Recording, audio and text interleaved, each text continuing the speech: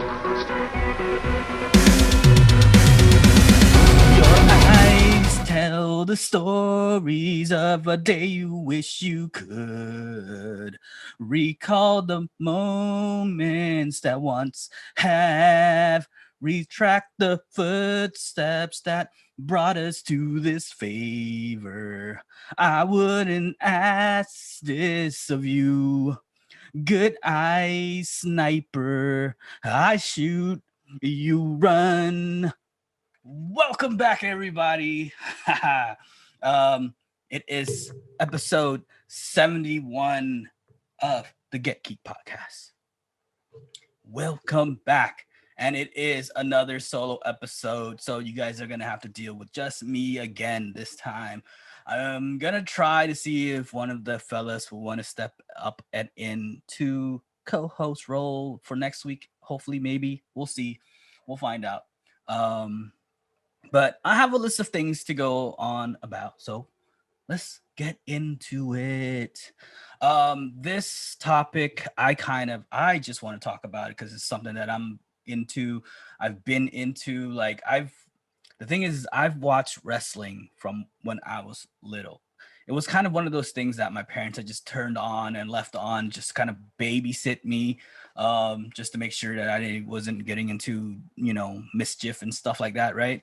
So I've been watching it since I was little. I'm probably not that hardcore into it as a lot of other people I do know, but I am very invested into the wrestling world,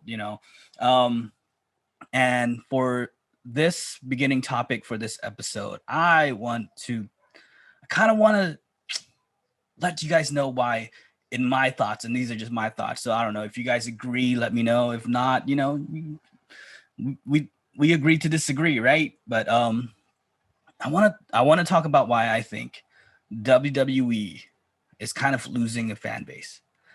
And I'm not talking about like fans of the wrestler that are in WWE.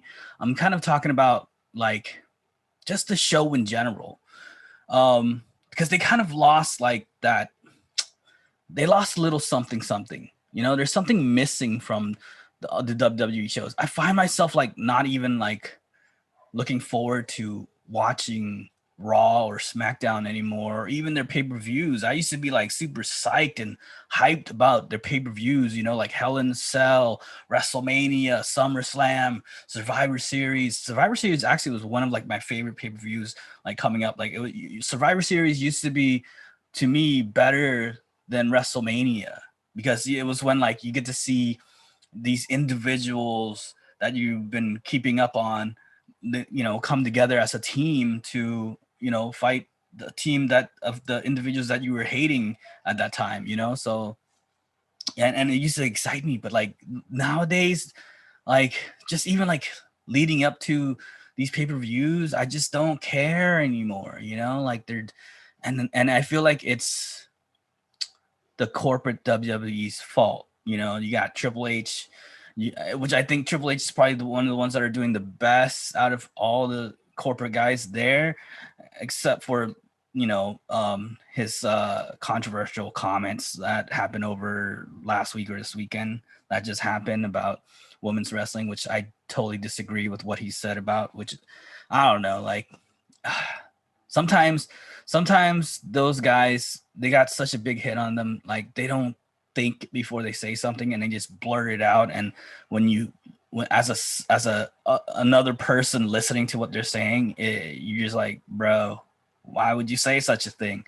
I don't know, but that's Triple H. But then again, like he is kind of doing the best part out of everyone else over there. I feel like, at least with putting on a show, because NXT, I feel like NXT right now is doing better than Raw and SmackDown, even though the ratings don't kind of show it. But I feel like they put on a better show, and they have like, the thing is like you as a watcher, you kind of want to get invested into the wrestlers themselves. You kind of want something to connect to, when you're rooting for someone, you want to be able to root for them for a reason. When you hate someone, you want to hate them for a reason, and NXT is doing that better right now than Raw and SmackDown. Right now with Raw and SmackDown, they're wasting their talent. They're not, for one thing, they cut out all other social media stuff for all the wrestlers, which I think is like a bad idea for them, because I feel like the social media stuff is like what kind of, connects the fans with the wrestlers themselves. Like it gives them a connection almost, like there's a draw to that. And without that, other part, you kind of lose it. Now you're just watching someone that's on TV, right? I mean, it used to work differently back in the days because there was nothing but the TV. So like you were invested anyways. But nowadays you kind of need that extra something to kind of connect there, because there's so many wrestlers nowadays, right? Like, how are you going to compete with the sea of millions, or not? I don't know if it's millions, but I mean, the amount of wrestlers that are out there. Like how are you going to pick and choose? How are you going to connect with the one that you like the most? Even if they are on like, network TV that's being shown all around the world, if you don't have a way to connect to this person in any certain, capacity, then you're just not interested. You don't really care. I don't really care. You know what I'm saying? And I feel like with WWE nixing that whole part to the wrestlers so they can't do it, I think kind of sucks, and you lose that. I think the only person that's doing that is the guys that run up, up, down, down. But like then again, like, it, for I'm into some of the stuff that they do, but then again, like they put out a lot of stuff that I don't care about either. Like watching them play Uno, I'm just like, I don't care, right? Sometimes when I see them, maybe play Fall Guys, I'll watch that and be entertained and stuff like that. But I mean, it's still though, that's a way for them to connect with the fans. And that's how I think they're still staying relevant almost, which is also kind of sad because they just booted out a bunch of people from WWE, and some of them were regulars on Up, Up, Down, Down. I mean, not anymore, I guess, which kind of sucks, but what are you going to do?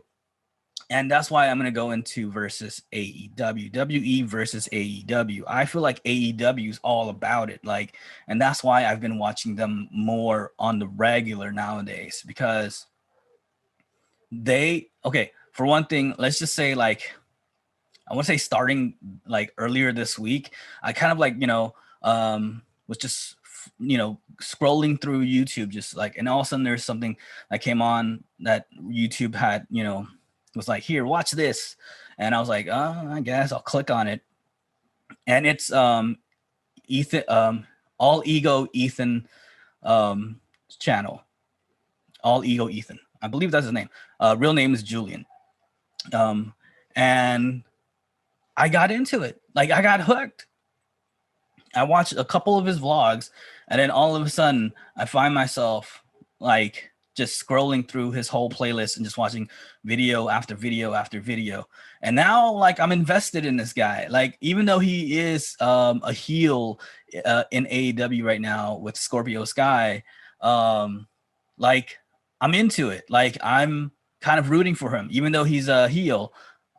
And and I feel like that's like what WWE is missing. Like they're missing the whole point of it all. Like it doesn't matter if your wrestler is a heel or a face.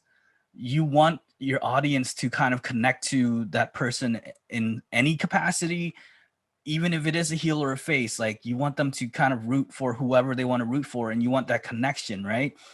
And even though it might not have even been like AEW's choosing for me to watch this, but in a way it's kind of, because everything's kind of rooted and interconnected, because Ethan Page wrestles for AEW, and because he has a vlog, because I watch a lot of AEW on YouTube, it's recommended from YouTube that I watch, Ethan Page's vlogs and stuff like that. But, so it's interconnected, but it's still smart though. It's like, it's making, it's growing a fan organically almost, and smart on AEW's side. And they recommend some other stuff, which I might get into later, but I don't know, like, because, I'm still on Ethan Page's playlist. But I gotta say though, I am now an All Egos fan, like I'm into it. Like I dig his story. I dig his vlogs. I like that he's a toy nerd like I am. I like watching him with his family. I liked his growth from when he was in the indies to Impact to now AEW. Like, and I'm gonna be like, it's crazy, but now I'm gonna be cheering for this guy now because he's like, you know, even though he's a heel, like I'm gonna be rooting for him to do something better, to maybe one day, you know, go for a belt or something, which I feel like WWE is just like missing out on. Like they're not even doing that. They don't allow the wrestlers to do that, so they lose that organic build to becoming a fan, becoming connected with the wrestlers, you know. And all of them do it, you know, like uh the bigger boys, you know, they have like the Being the Elite, not podcast, but they have the Being the Elite show on YouTube as well. I watched that just to keep up with all the stories, because they kind of like outline almost all the stories in there. You know, you got the Dark Order. I'm like, I love the Dark Order now, like, which is crazy because if you guys watch AEW from the beginning, the Dark Order, the Dark Order in the beginning was a joke. Like no one liked them. It was kind of weird, kind of cringe. And then once Brody Lee came in and took all those guys under his wing, and for some weird reason, like all the new guys that are in the Dark Order, like just them together, their chemistry works and it's fun to watch. And I'm like, it's you know, they're entertaining. Like it's, I don't know, something about John Silver is like hilarious to me. Like his just like his high school jokiness, you know, all they do is penis jokes and stuff like that, and it's hilarious though. Like it's funny, and I don't know, but they've got me hooked. That's the point that I'm trying to just get into, and they're doing it because they allow all their wrestlers to just to do whatever kind of they want. They give them more reign on what they do as a promotion for the show itself, even if the promotion in the start of it all is just to promote them, but they're promoting them, you know, not through the show, but you know, from them promoting themselves, they're also promoting the show in a weird triangle or circle, or however you want to kind of take it in. But it works though, because when you watch their individual stuff, you become fans of these guys, and because you're fans of these guys, you watch the show and you're more invested in the show, and now like there's more substance to it. And that's why I feel like I dig AEW more than WWE right now.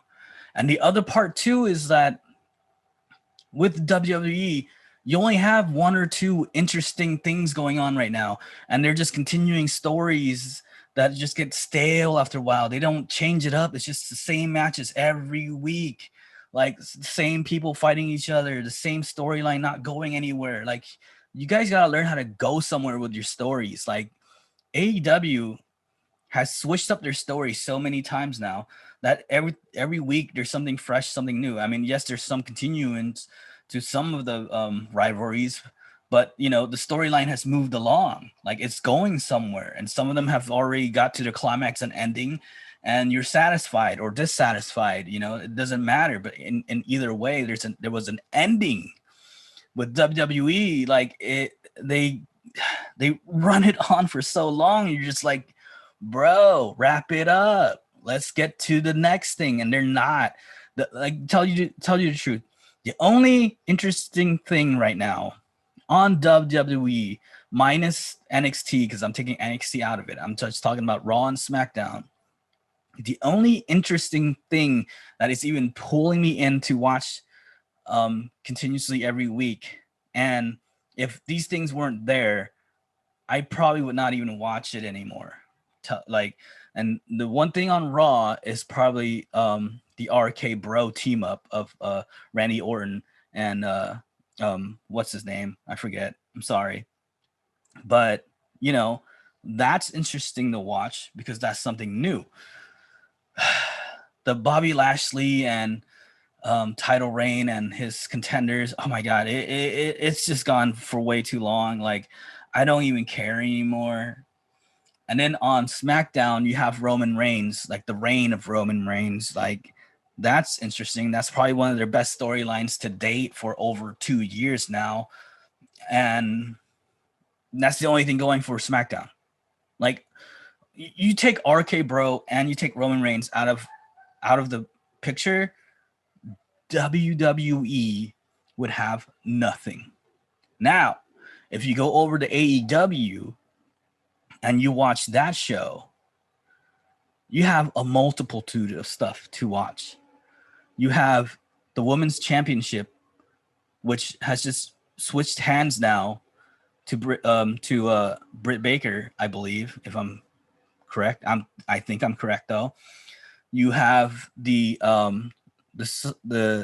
TNT Championship saga, which also switched hands already now. Miro has it, is holding it now.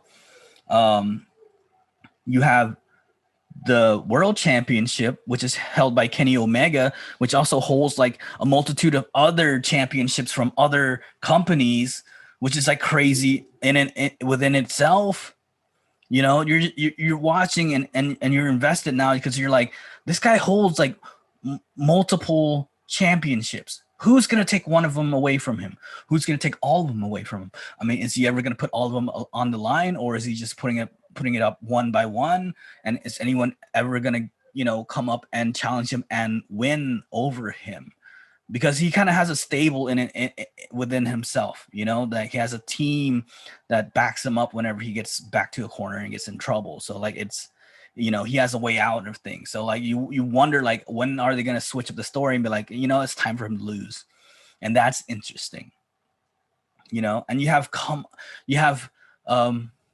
new talent that are coming up that are like interesting to watch. To tell you the truth, their women's roster, even though they don't get as much TV time as WWE women's roster, their matches are better. To tell you the truth, like they've done much better matches than any of the women's matches in WWE as of late. I think WWE had maybe one or two good matches that were on pay-per-view, I believe. And that was it.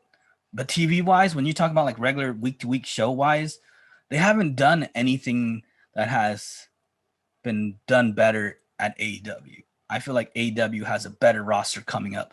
And the thing is, I think like the reason why they don't have as much TV time as WWE is because they're building up their roster. Like, some of them are still green, so they're still working the way up to becoming more of a mainstay. But I feel like the talent there is so much better and their fighting is better. And that's one of the things that, because it changes from viewer to viewer. I'm the type who watches, I take a little bit of the story in because that's what kind of, lets you into the world and gets you invested. But I'm more of a match guy. Like, I want to see good matches. If the match is boring, I'm changing the channel.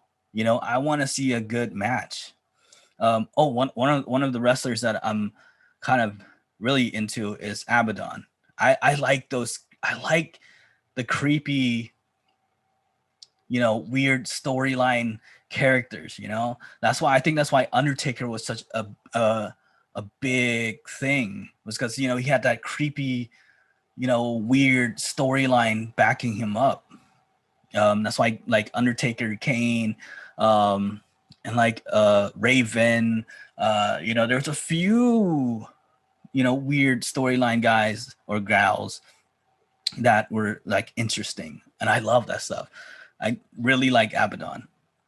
To others, she's scary. She does the whole ugly makeup thing, but it doesn't even matter to me.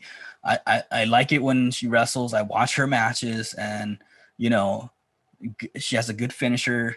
I dig it. And that's the thing. Like, AEW has these new talents and that they're showcasing on, because they have other shows that showcase these upcoming talents and stuff like that, which is cool. Bear Country. I don't know. Like, it's just, I'm blanking right now, but they have a lot of things. And that's the thing. They have so many that it's hard for me to remember right now, but it's more interesting, and they get it's new, it's fresh, it's the matches are better. It's more athletic. It's more fun to watch. It's not two big gigantic guys just doing slow holes and grabs the whole time. It's on the go. You watch it, and you got good teams and good team ups, and I don't know, it's crazy. But once again, like I said, let me know what you guys think, because I can't be the only one who thinks this, right? Like I feel like I'm spot on right now. Like I feel like I'm on the point on why WWE is kind of on their down run and AEW's on their upswing. Even though the ratings might not show it, I really think that's what's going on here. And the other cool part too is that AEW was the first one to allow crowds back at their shows. I know WWE is planning that, but I think their plan is that they're gonna do that when they do the SummerSlam pay-per-view, and then continue that and then start touring again. And AEW is gonna start touring pretty soon as well, so look forward to that. But yeah, I love AEW right now. Like they're so entertaining. I love watching. I tune in every week. I tune into their YouTube show every week to keep up. I watch their individual stuff, like All Ego, Ethan Page. I know they have other things too, and they have other people that are also vlogging. I know Sammy Guevara also has a show and stuff like that. I don't know, but I might get into some of the other stuff. I'll check it out and see what I think. With that out of the way, let's get into the second topic. And this one, well, before I get into it, let me just thirst my quench. Or quench my thirst, I'm sorry.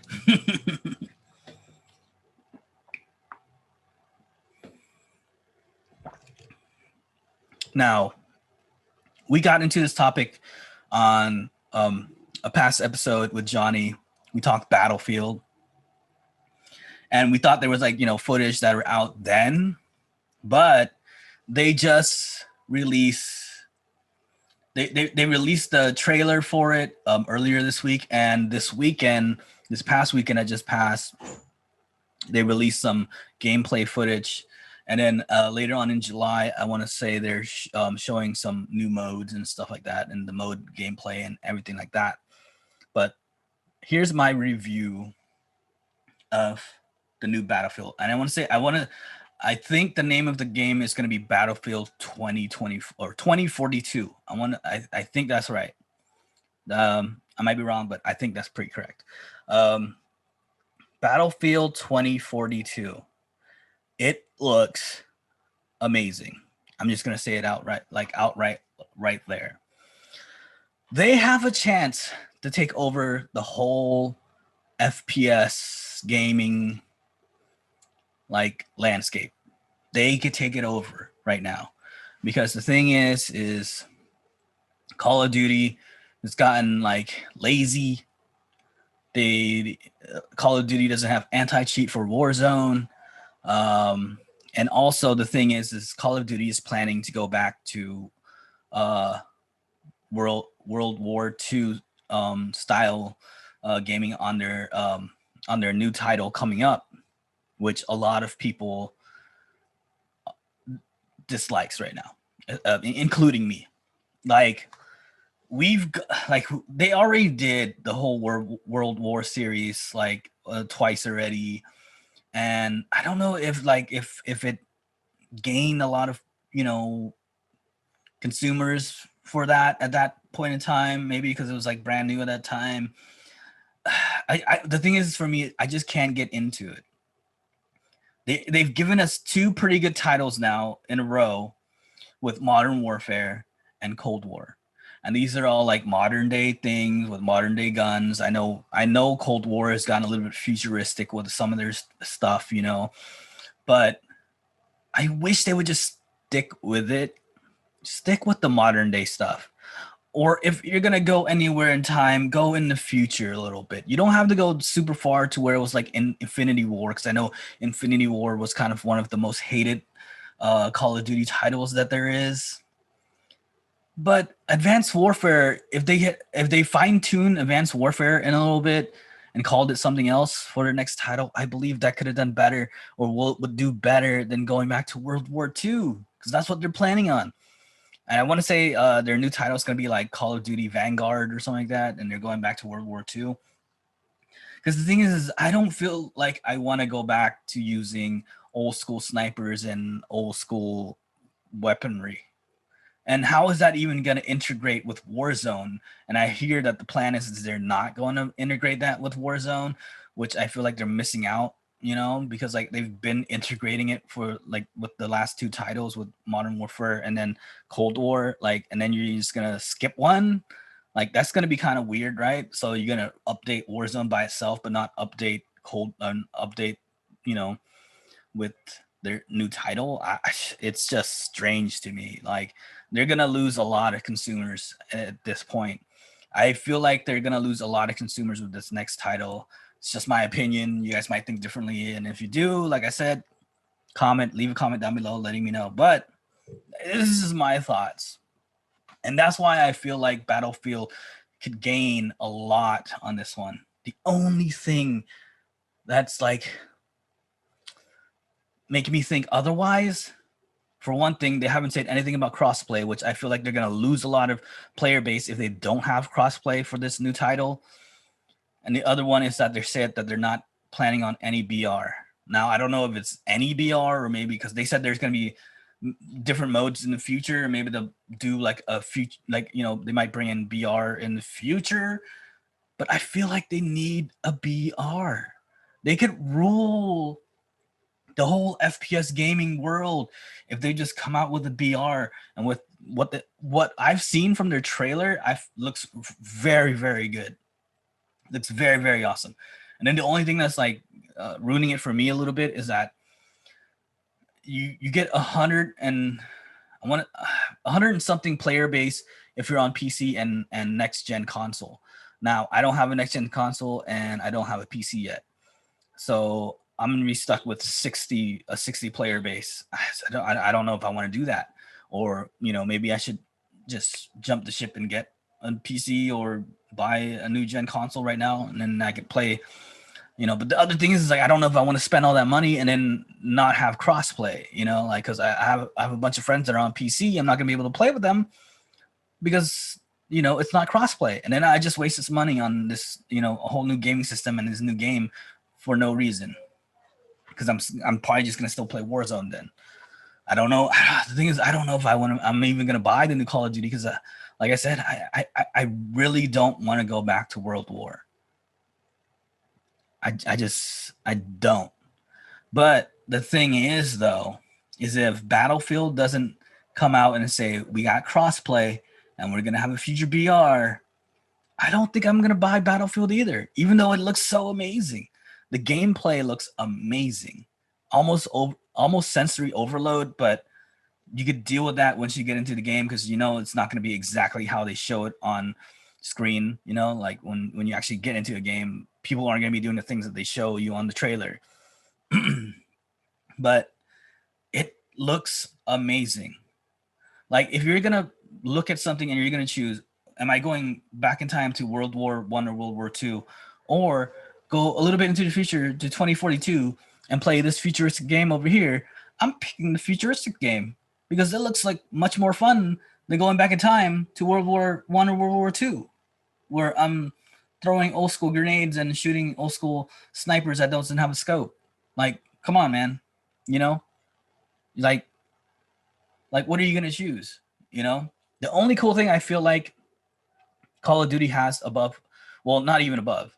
The only thing that brings it up a little bit, I think it brings it up kind of even playing field, is that Call of Duty said that on the new title, they're going to be using the same engine as Modern Warfare. I love that new engine in Modern Warfare, okay? Because for one thing, I feel like the knifing in Modern Warfare was better. The mechanics of it is better. The movement feels really better to me. Like, and just the feel and look of it all is so much better than what they did with Cold War. Now I don't know how that's gonna feel in World War I or World War II. I don't know if it even matters, but but the thing is that Battlefield kind of already uses almost the same engine, so it's like I don't know. Let's just say like I'm up in the air for the next title that I'm gonna buy. I just don't know yet. I might just wait for the trailer for the new Call of Duty and make my mind up then, because like I am a Call of Duty fan to start with. I've been a fan of Call of Duty. I've been playing ever since Modern Warfare, you know? Um, and I've played a few of the Battlefield, and the thing is, it is good. Like Battlefield 1 was amazing. The only one that sucked was the last Battlefield. I believe it was Battlefield 5. That was the only sucky one. Other than that, all the Battlefields are actually pretty good. Their shooting mechanic and their movement mechanic, it's like, top level, top notch level. So, and there's the trailer they put out this last week was above amazing. Like, I don't know. I don't know if I'm gonna go Call of Duty or if I'm gonna go Battlefield. But like I said, though, the deciding factor might just be crossplay and no BR. I believe that Tim the Tatman said it the best, and if you want to go see that, go to Tim the Tatman. I think it's his second channel. He did a review of the Battlefield trailer, and he said the best. Battle or BR is ruling the gaming world right now. You want to look at the top like earning top rated games right now, they're mostly all BR. Fortnite, Warzone, PUBG, it's and BR is a mainstay right now. Like, you need one. You could grind out a lot of multiplayer, you could grind out a lot of different modes, but if those modes are kind of like repetitive, it gets boring after a while. You play it for a few weekends in a row, you play it for a few months in a row, and then you get tired of it. Once you're done grinding out the things that you're grinding out for, you're just bored, and the game goes to waste, which is kind of like what we did with all the other old Call of Duty before Warzone. I believe right now, the new Modern Warfare, I've been still playing that because I'm still grinding out stuff for things I could use in Warzone. With other Call of Duties, I'll play it up for a few months and then I'm done and I'm bored, So BR is needed. Like, you need a BR. You need a good BR. I don't know. But that's kind of all I got to say about that. Once again, tell me your thoughts. Tell me what you think about it. I'd like to hear. Now, third topic of the day, I want to talk crypto. On the top, because I forgot to say it last week, I am not a financial advisor, so don't take anything I say seriously. Take it with a grain of salt. Whatever you decide to do, hey, that's on you. But here's my thoughts on the crypto world right now. Dogecoin, do something. But here's the thing too. I feel like through the summer, everything's going to be trading sideways or trading on a downward trend. I feel like if you look towards the past, the times when crypto grows and rises is always during the winter time. So I feel like right now is the best time to pick and choose the ones that you like the most, and just, stick something in there, and just, whatever you feel like you want to stick in there, and grab as much as you can while it's low right now, because we're kind of low right now. I mean, there's a little bit of a rise now, but we're still low in the amounts of earnings and stuff like that. So it's a good time to buy whatever you want to buy right now. Now, come fall into winter, it's when you're going to see that bump. So, and it's kind of a gamble, because some will rise a lot, some will only rise a little bit. But I feel like like right now, the stuff that I have money in is just going to be trading sideways. Dogecoin, Ethereum. And I feel like those two are going to have a major rise in the future, because Ethereum has a lot of good things going for it. It's just like built well, and it has a lot of like realistic, real world usage, along with some of these new ones that I'm going to tell you guys about. Dogecoin doesn't really have any use. I mean, it is, you could argue that, it does and or doesn't, but either way, it's just a good, like, it has a good community behind it. It has good community backing. There's a lot of people liking it. It's going to make big moves. Now, for as high as it's going to get, I see like a lot of videos out there saying like, oh, it's going to hit like, 100 or 300. No, it's not going to go that high. To me, I think the top that it'll reach will probably be $10, which is pretty high as it is. Now, does it have room to move later on in the future? I do. But depends on how long you're willing to hold it in there for. But the highest that it could get for right now, for where it's at, from and because the thing is like I hear that the developers are working on a way to make it better, make it more useful, make it smart contracts and things like that. They're planning on getting into the whole NFT game and things like that. So once they get to that era of the coin, then I could see it going higher than $10. But as of right now, as of what it is right now, Dogecoin is only going to be able to reach $10.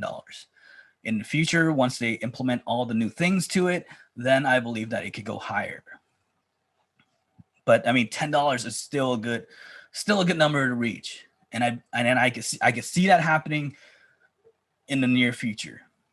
So that's Dogecoin. So if you have money in there, or if you want to get in right now it's still kind of low. So it's a good time to buy right now. But if you have money in it already, it's good. I feel like it's going to make some moves during the winter time, and we're going to see some new highs during the winter, if not reaching its last period high, which was like 73 cents, that is. And then I already explained Ethereum. Some of the newer ones that I'm looking into. One had just started trading on COINBASE, which is AMP. Now, I like AMP because like I said before about Ethereum, is that it has real world use.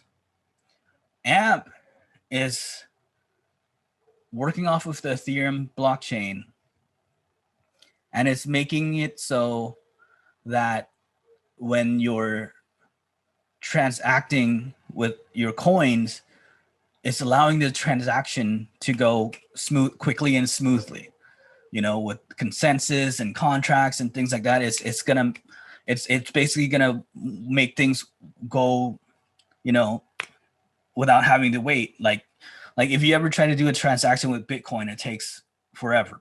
You try to do, a transaction with any coin, sometimes it has a delay, sometimes it there's like different timing for each coin when you're doing transaction with them.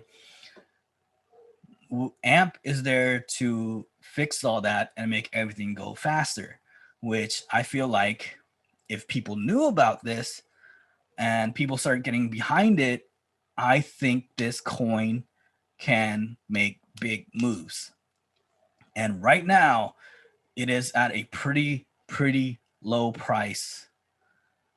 It's under, it's like a cent right now or something like that. Like, working its way to 10 cents or something like that. But it's at a manageable price.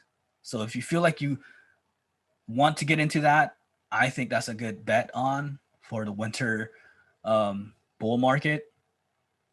So if you want to get into something before the bull market starts, AMP is a good thing to get into. Now, once again, I'm not a financial advisor, so don't take my word on it. But I think that's a good coin to invest in.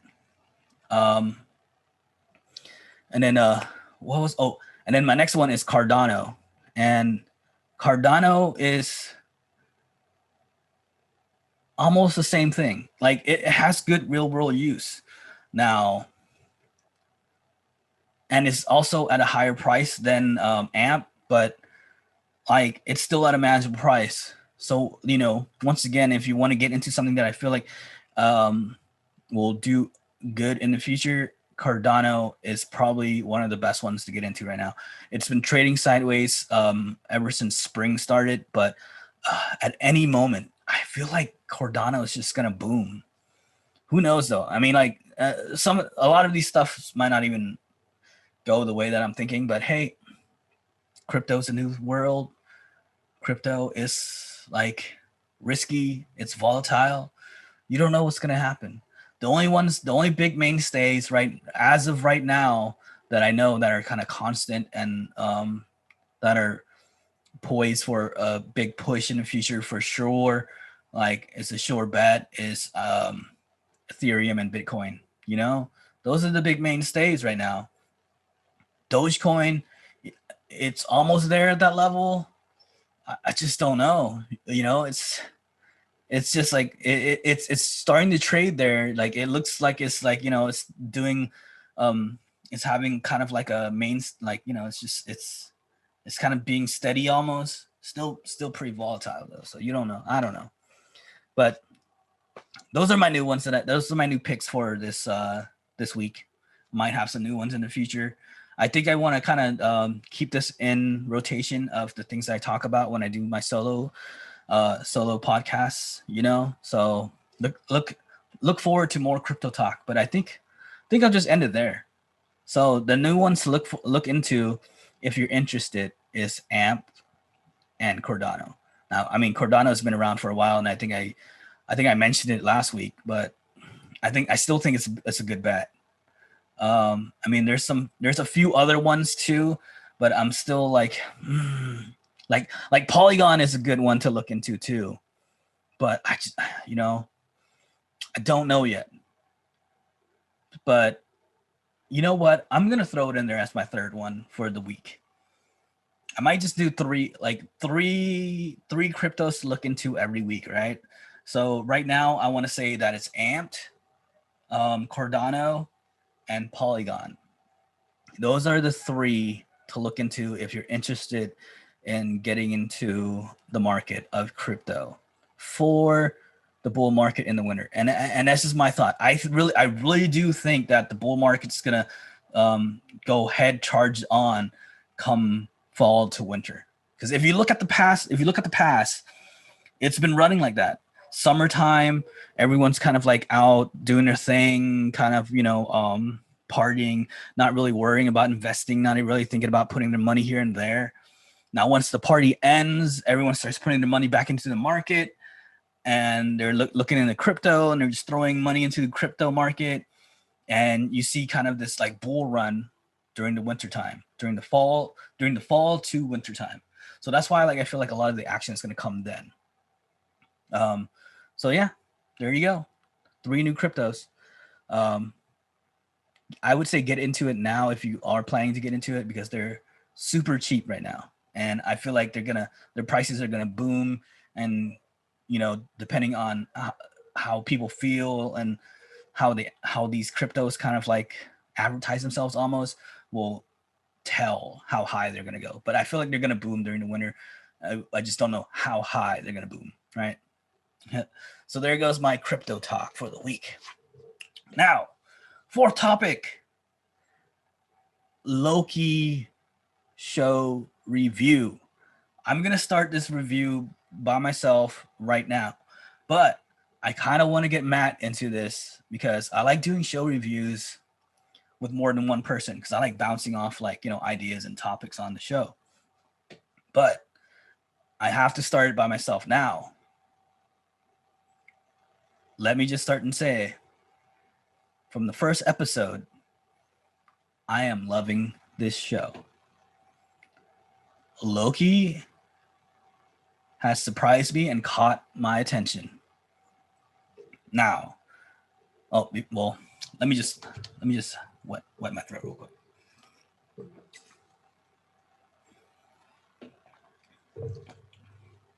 Because I have a lot to say about this. And I'm going to be blowing a lot of smoke into this, or I'm just gonna be like saying a lot of good things about the show. It is a Disney Plus show. And as of right now, I think the only other show that kind of has like grabbed my attention and held me has been The Mandalorian. Now there was WandaVision, so started off okay, kind of had some interesting storylines and tidbits here and there, but at the end kind of like disappointed me a little bit because like, you know, their switcheroo with like, oh, you know, we kind of gave you like this idea of, you know, Quicksilver from both dimensions, but no, it's not. It's a trick. I didn't like that. And then you have what was it? The Winter Soldier and Falcon and the Winter Soldier series. That was okay. You know, it had more action and stuff like that, but the storyline just didn't really pull me in, right? Like the storyline didn't really immerse me into it as much as like Mandalorian and stuff like that. Which is crazy because it had a more through storyline than The Mandalorian. The Mandalorian was like kind of like almost single episodic episodes. But, you know, at the end, it kind of did, you know, kind of sealed itself into one whole story. But it was more like separate storylines on each episode. But it pulled me in more. Like it immersed me more. Like I was into it. I was in the world. I was like invested. But with the Falcon and Winter Soldier, I felt a disconnect for some reason. I don't know why. Like, because the action was there, you know, the characters were there, the villains were there. I don't know, something about it just did not pull me in at all. Now, I don't know where Loki's gonna go. I don't know how the next. I think what I read was that there's only going to be 6 episodes. It's kind of a short series. But I've also heard that this might be one of the shows that they plan on giving a second season, which is kind of cool. So I hope they do, depending on how it goes and how it ends, you know. But with the first episode, it's been a while since I watched a show where it's all mainly dialogue and acting and drama that has pulled me in and got me invested and got me watching and just like salivating for more. There hasn't been a show like other shows. I need action. Like with The Mandalorian, it had, I think, equal amounts of story and action that kind of pulled me in and kept me in, right? But with the first episode of Loki, some of the action sequence were like old action sequence that I already saw from the past movies. So I don't really count that. But like the main juicy part of it all, it was basically was just Loki himself conversing with Mobius. And just the back and forth battle of verbiage with those two was like good enough to capture my interest. And that's saying a lot because there's not many things out there that can do that to me or, you know, for me. And I guess I kind of have to give it up to maybe, I don't know if it's their writer or if it's the acting of the two actors. Maybe it's an equal amount of both. But let's just say the writing of it combined with the acting skills of saying the verbiage was just like spot on good. It was just so, it was like refreshing. It was like, it was amazing to watch, and it kept my interest. And then the storyline of that there being multiple of themselves, and then the kind of like, you see the switch in heart, you see this the turn of, you know, the mischief Loki into like, hey, I'm all right, I see my ways, I fold to this new world. What can I do for you guys? And then him finding out that what they're asking him to do is to basically help them hunt down himself or a different version of himself, right? If any of you guys seen the show, it's like it's interesting. It's got me hooked. I can't wait for the next episode. And I know that Matt's seen it, and so I'm gonna ask him if that he watches the second episode, and maybe we do another review of it.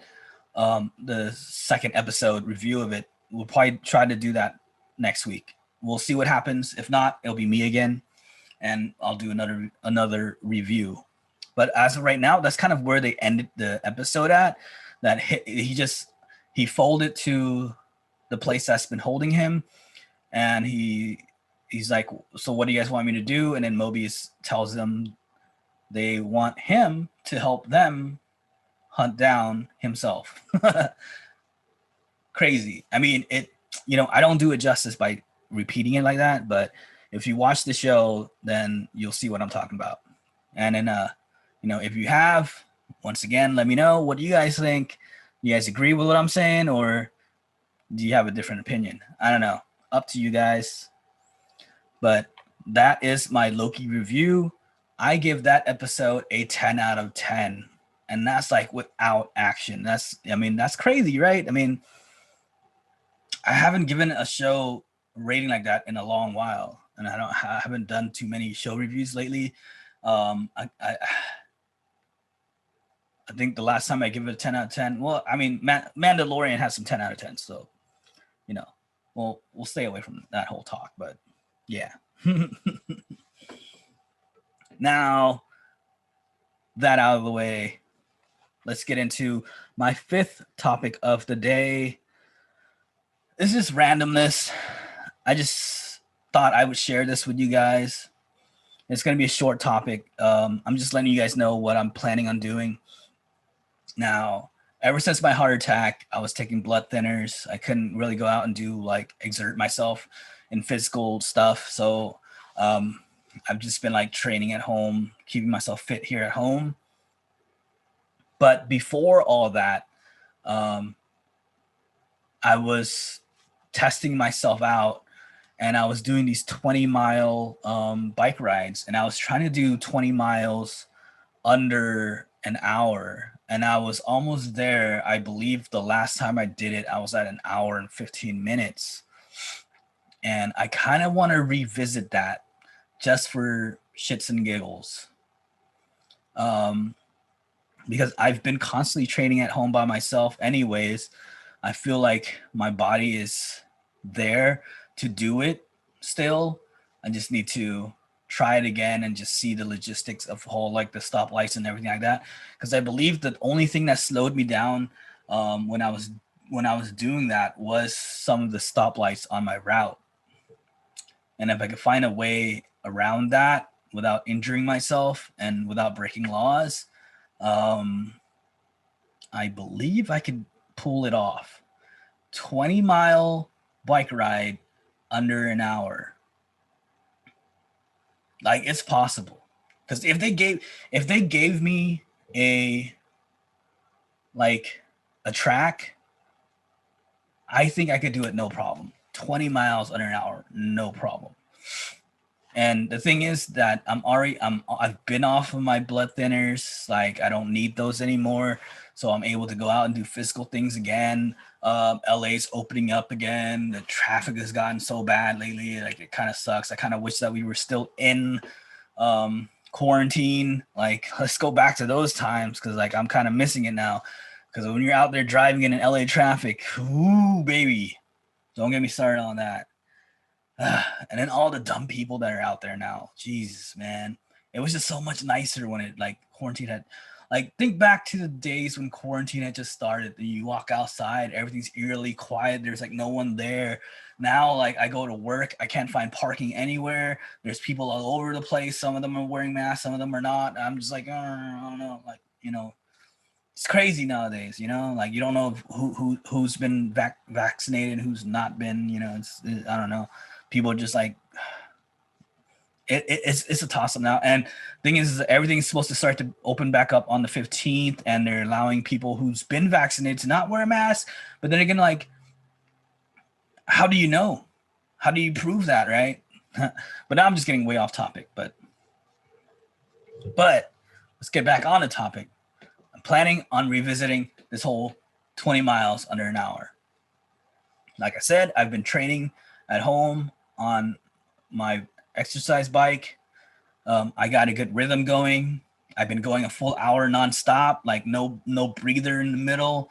I got a good pace, and like I keep like a quick pace at it. I'm also on a pretty high level, like almost like steep uphill incline mode, and I'm going a whole full hour just like that. So, and the thing is on this 20-mile trek, I think there was, if I remember correctly, there's only 2 big hills that I need to even worry about. The rest of it is all flat land. I believe the only other thing that gave me trouble back in the days, or back that on that route, was that there's a couple of lanes of roads that were just like awful. And I believe I've driven by them lately, and they're still pretty bad. Like, LA hasn't fixed those roads at all. They're all still cracky and crumbly and could mess up a tire at any point. And I believe one of my rides, or a couple of my rides that I did, I blew some tires on those roads. So I kind of have to be a little bit careful on how I traverse those areas. But other than that, I think everything's kind of legit. Like, I could do it. So future plans, and look forward to that, because I'm gonna have proof. If I do, I'm probably gonna like document that in a way. Maybe do a vlog. If not a vlog, then maybe do just a mapping. Because I do have the Strava app on my phone.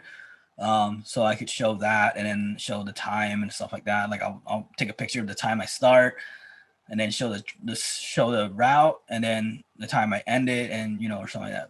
I don't know. I'll figure out something, just something to show, something to prove that I actually did it, right? But that's kind of exciting for me, and I plan on doing that. Summer, like summer is coming up, so it's a perfect time to do it. I remember, if I get out there early enough in the morning, it's pretty cool, and I can do it without getting burnt too bad, because I know one of the days that I did it in the past, I went kind of a little bit late, and when the sun comes out, oh my God, you forget about it. You're sweating, the sun is beating down on you, and by the time you get home, you're just like, you're a raisin.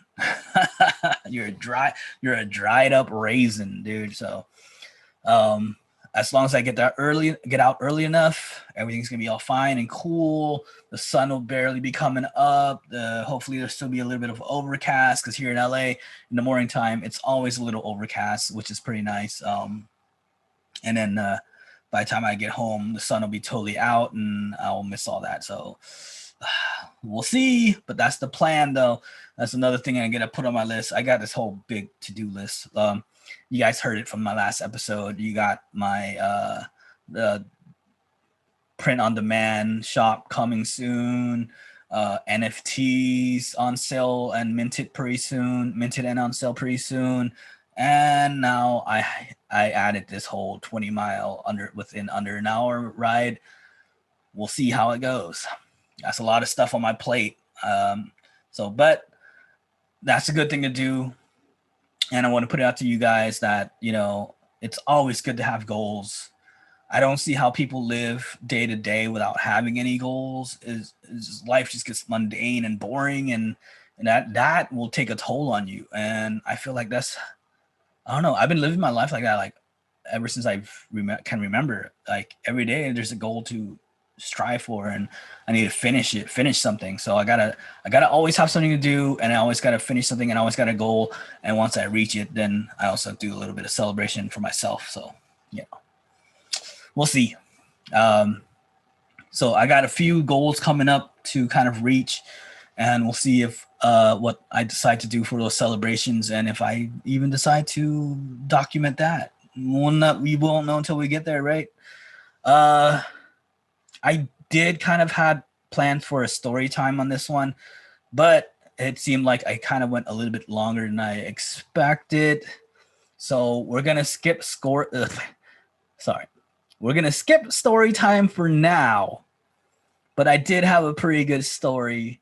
Wasn't really a scary story, but it was like a weird story that we'll save for another episode. So, I'm kind of leaving that as a carrot on a string there for you. So if you're interested in another crazy weird story, stay tuned, because this is the end of this episode, and I want to say thank you guys all for watching. If you guys made it this far, please hit that like, please hit that subscribe, and share it with a friend. Let them know. Help me get to 100 subscribers. That is still my goal. And with that said, I want to thank all you guys for watching, and we'll see you guys all on the next episode.